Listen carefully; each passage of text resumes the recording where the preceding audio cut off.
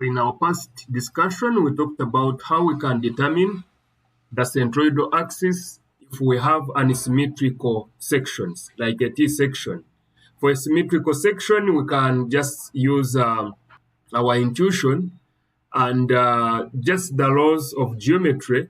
We can divide this symmetrical section into two equal halves, and we can say its entire mass is concentrated around the center. But if it is not symmetrical, then we cannot easily tell. So that's why we need to further apply the principle of moments and then be able to determine where the centroid of that section is, the case of a T-section. So here we are going to now work out numerical problems.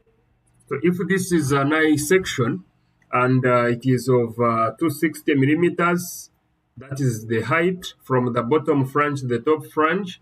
Then internally, between the top and the bottom flange, we have 180 millimeters, and the width of the bottom flange or the top flange is 110 millimeters. So if we divide this by 2, this is going to be 55. Okay, if it becomes 55, we can also look at this. 260 minus 180, this gives us 80, meaning from here to here and from here to here is 80. So if we divide it by 2, we get 40.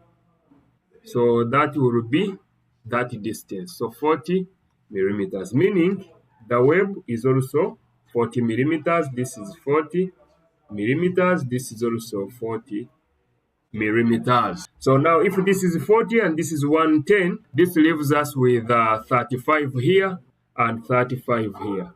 Now if that is the information that we have, then we can go ahead and determine the second moment of inertia. So we can use method 1, and in method 1 we are going to use a method of negative areas. So in negative areas, we just get the total of the whole rectangle with this portion is inclusive, and then we subtract the moment of inertia for these two that are not part of the I section. So this is how we do it.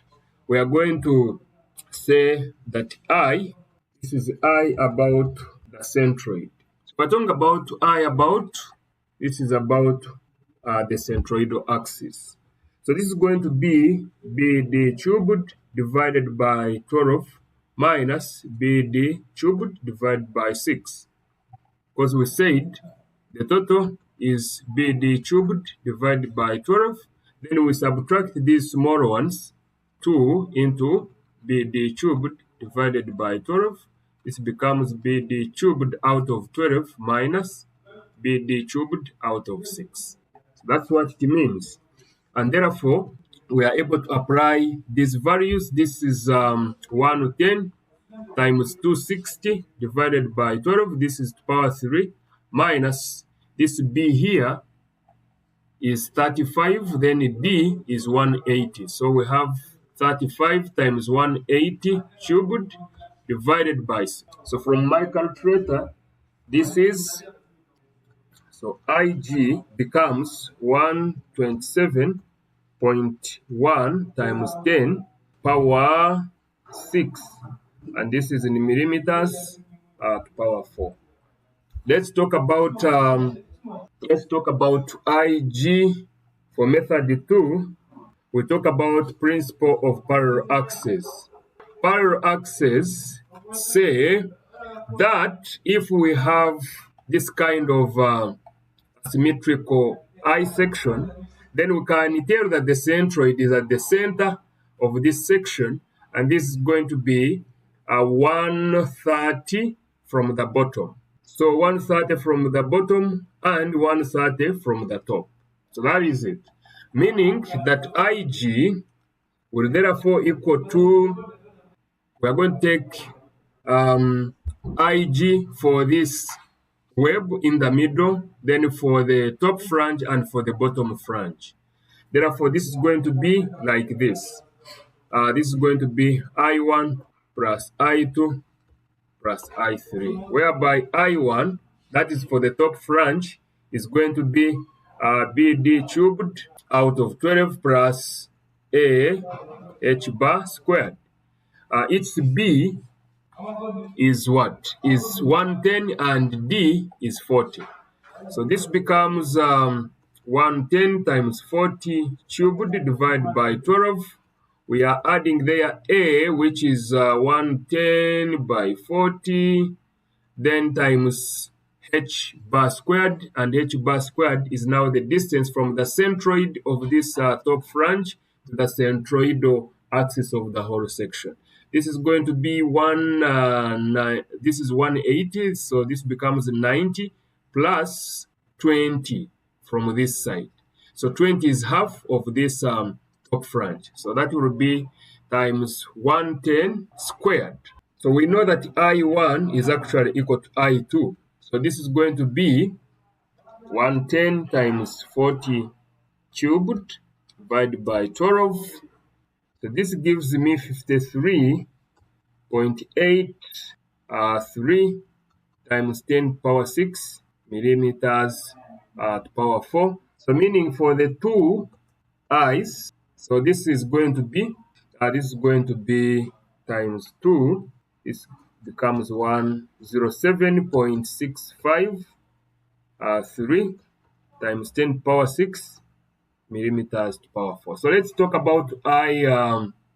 So we said this is I1, I2, and I3. Let it be in the middle. So for I3, this becomes, so we are also going to apply the principle of parallel access, and this is going to be BD cubed out of 12 plus A H bar squared. So its B is actually 40, as you can see, and its D is 180, so 40 times 180 cubed divided by 12 plus its area is 40 by 180 times the distance from the centroid. The centroid of the whole section passes through the centroid of this middle section I3, meaning therefore that D for this, H bar squared is going to be 0. And I3 therefore gives me 19.44 times 10 power 6 millimeters to power 4. So if I add this 107.653 exponent 6 gives me 127.1 times 10 to power 6 millimeters to power 4, and that is the I that we are talking about, which is I1 plus I2 plus I3. So you can see if it is symmetrical, if you use the method of negative areas, it will give you an answer equivalent to when you use the principle of parallel access. Let's talk about a T section passing through GG, and we want to consider that its distance being y bar from the bottom from axis XX. Then we are given its dimensions 150 from here to there millimeters, and the top, the width of the flange here is 100. Its thickness is 40 millimeters. Also, the web is 40 millimeters. So, applying the principle of moments, we want to locate the position of the centroidal axis. Because if we don't have it, then we cannot define the I for this.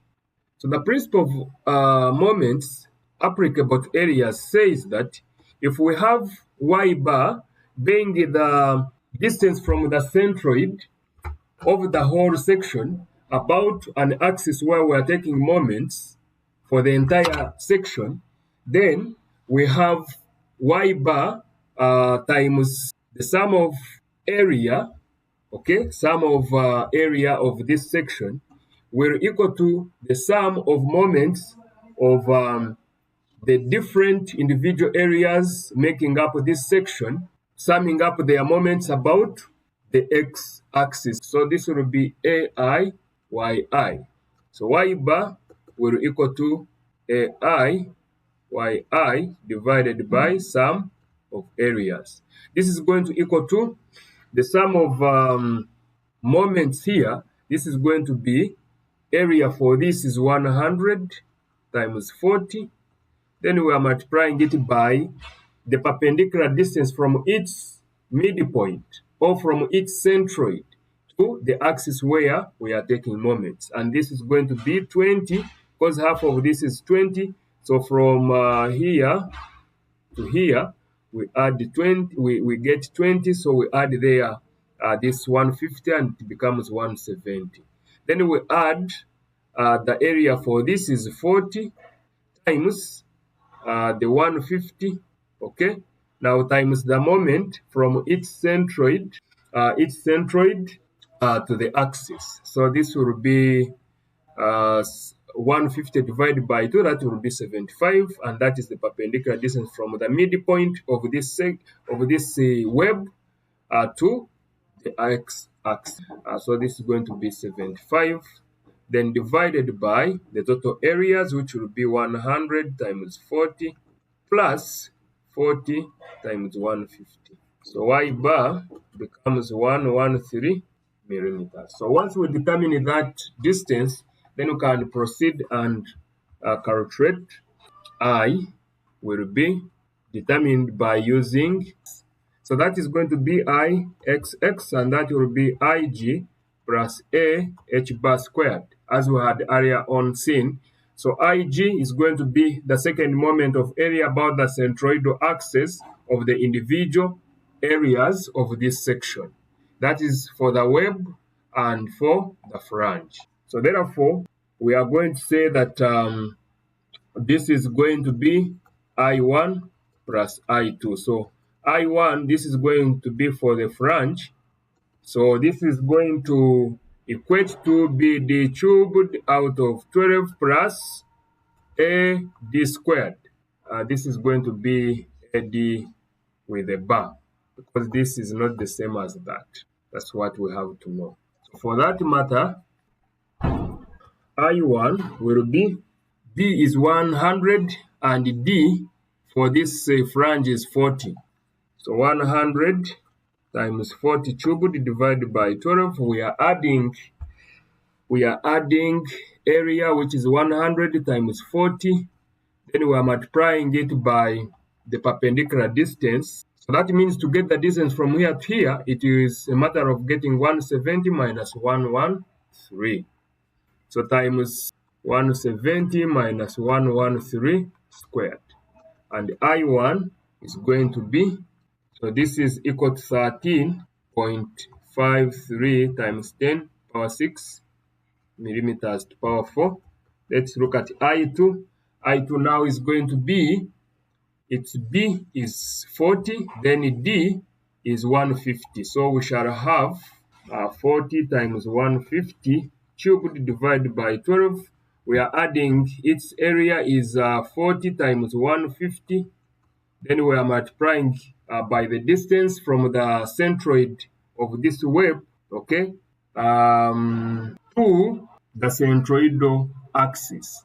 So it is at 75, and the centroidal axis is at 113 from the bottom. So this is 113, and it is for this centroid, its centroid is at 75. So I'm going to have 113 minus 75. So 11 squared. So the axis is like this, by the way. The axis would be, remember we said we have 75. Let us assume that this is 75. And then from here to here, this is what we are talking at as D with a bar. So this is equivalent to 113 minus 75. Then for this, it was at the centroidal axis for this is at 20 from this face or from that face. Then this is going to be 170. Okay, so 170 So from here to here, this would be now the D for this. Maybe this is D2, and then the D1 would be 170 minus the distance from here to here, which is 113. That's what we are talking about. And those are the inputs to the principle of parallel access. So I2 gives me 19.914 times 10 power 6 millimeters to power 4, and therefore the total I, that is about xx, will equal to I, and this is equal to I1 plus I2, and this is equivalent to 3.344 times 10 to power 7 millimeters. That's how we can determine the I for T section and for the I section. So now let's see the purpose of I, the moment of inertia. The moment of inertia here, we can recall the equation, the bending of beam equation, and this is M out of I equivalent to E out of R equivalent to the bending stress divided by Y. Take an example of uniformly distributed load on a simple supported beam. So let us assume that we have a pin support and a roller support here. So if we have a uniformly distributed load, we can tell that the equation that determines the maximum bending moment, this is L, the length of the beam, that M is going to be WL out of 4 plus WL squared out of 8. So this is for maximum bending moment. So this can be used in this equation to determine or to design this beam. So let us assume that L is equal to 2 meters. W, the uniformly distributed load, is 5 kilonewton per meter. And so what is going to be the maximum bending moment? This is going to be 5 times L, which is 2, divided by 4, plus 5 times L squared, which is 2 squared, divided by 8. And this is 2.5, this is 2.5, giving me 5 kilonewton meter. So now, if M is equal to 5 kilonewton meter, if this assume that the beam is of T section with the I calculated above. So our I is 3.344 times 10 power 7 millimeters to power 4. So we can get this I in in meters to power 4. This becomes 3.344 times 10 power 7 divided by, we are going to divide by 1,000 power 4. So we are getting the I equivalent to 3.344 times 10 power negative 5 meters to power 4. So what do we want here? We want to determine the stress. So we want to determine stress. So this Y here, actually it is going to be the Y bar, but when taken from the top.